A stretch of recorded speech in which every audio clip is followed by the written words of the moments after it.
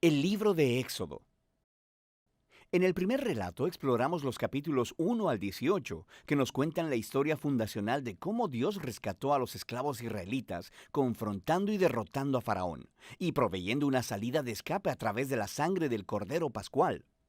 Dios, luego, liberó a su pueblo llevándolos a través de las aguas del mar y hacia el desierto, donde sorprendentemente ellos refunfuñaron y se quejaron. La segunda mitad del libro de Éxodo abre con Moisés guiando a Israel al pie del monte Sinaí, en donde Dios invita a la nación de Israel a entrar en una relación de pacto con él. Aquí llegamos a otro momento clave en la narrativa bíblica, porque está retomando y desarrollando la promesa de Dios a Abraham. Recuerda, en el libro de Génesis Dios prometió que a través de la familia de Abraham, de alguna manera, él restauraría su bendición a todas las naciones.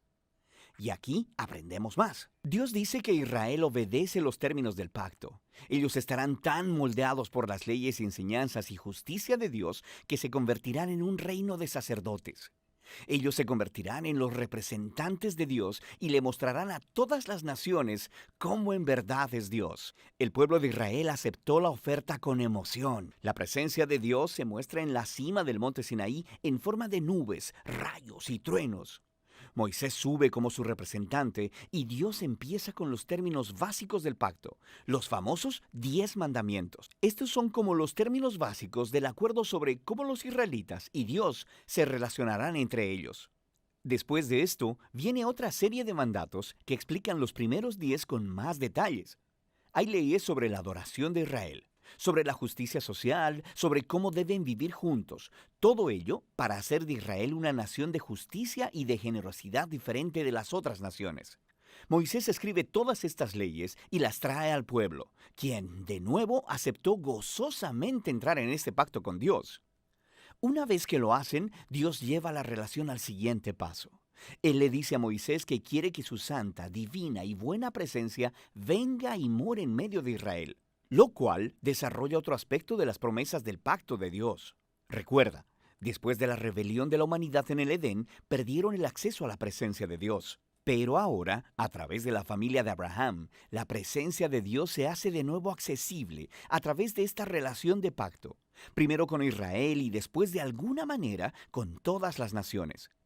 Lo que sigue son 7 capítulos de planos arquitectónicos detallados de esta carpa sagrada llamada el tabernáculo. Hay un patio exterior con un altar. En el centro hay una carpa con una habitación externa y una habitación interna. Dentro de la habitación interna, que es llamada el lugar santísimo, hay una caja de oro llamada el arca del pacto. Hay esculturas de criaturas angelicales sobre ella. Ese es el centro de la presencia de Dios. Hay muchos detalles en esos capítulos. Es importante saber que cada pieza tiene un valor simbólico.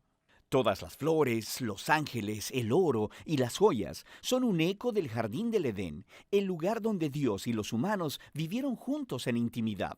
El tabernáculo es como un Edén portátil, por así decirlo. Es el lugar donde Dios e Israel pueden vivir juntos en paz, por lo menos en teoría, porque justo aquí algo se pone muy mal.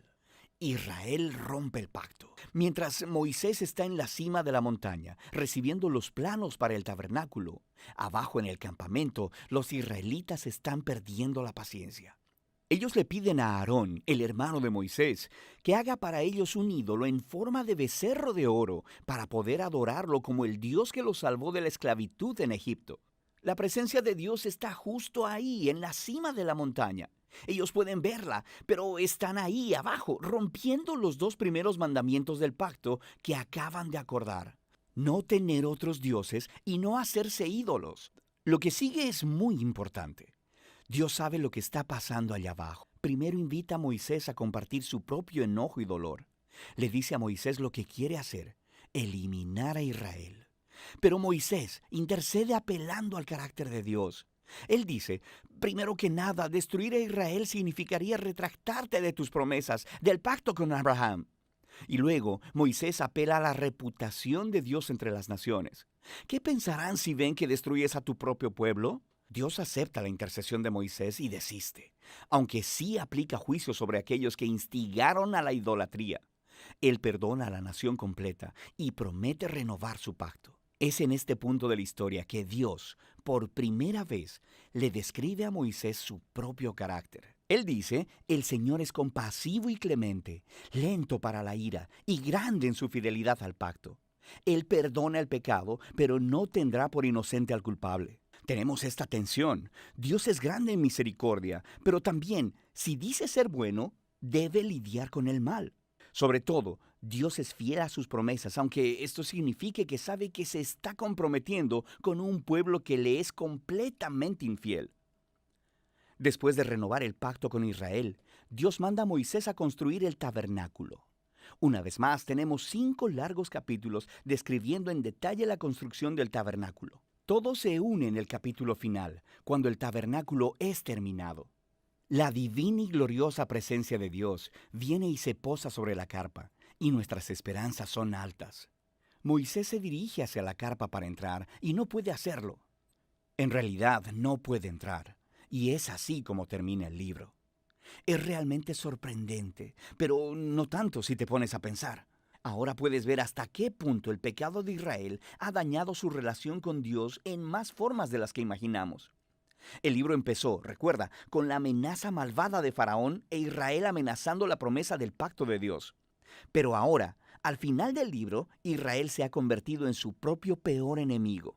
Es su pecado quien está amenazando el futuro del pacto.